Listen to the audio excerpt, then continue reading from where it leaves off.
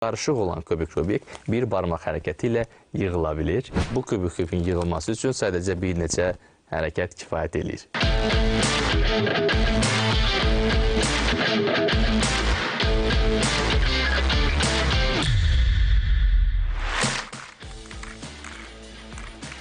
Sadə bir beyin oyunu kimi yaradılan Rubik kubu bugün müasir incəsənətin də bir hissəsinə çevrilib. Belə ki, bugün millərlə kubdan hazırlanan portretlər, tablolar və mozaikalar insanlarda böyük maraq doğurur. Bu rəngarəng sənət növü günü-gündən ölkəmizdə də inkişaf edir. Üç ölçülü mexaniki tapmaca olan Rubik kubları artıq 13 ildir ki, Həzrət Məmməd Rızayevin həyatının ayrılmaz bir parçasına çevrilib.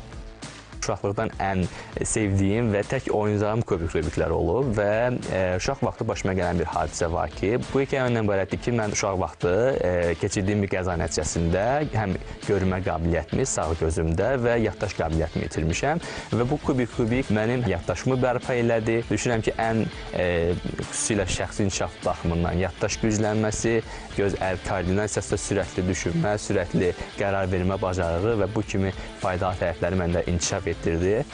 Bu sevimli oyuncaqlar zamanla onun üçün böyük rəsm əsərləri yaratdığı bir vasitəyə çevrilib. Müsahibim deyir ki, bu iş məntiq, iti zəka, səbir, dözüm və vaxt tələb edir.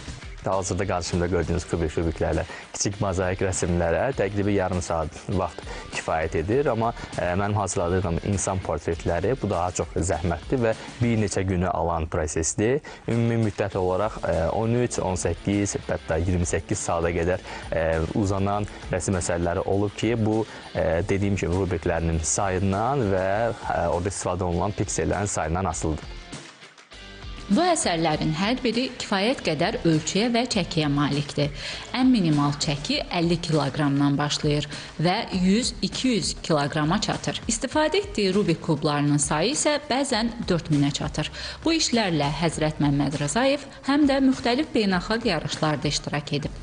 Bu yarışmalar Yeteneksiz Türkiyə yarışması, Central Asia Got Talent yarışmasıdır ki, bunlarda mən finalçı olmuşam və finala yüksələn ilk Azərbaycanlı olmuşam. Bundan sonra da hədəflər böyükdür. Amerikada keçirilən Got Talent yarışması, istedad yarışmasında iştirak etmək istəyirəm.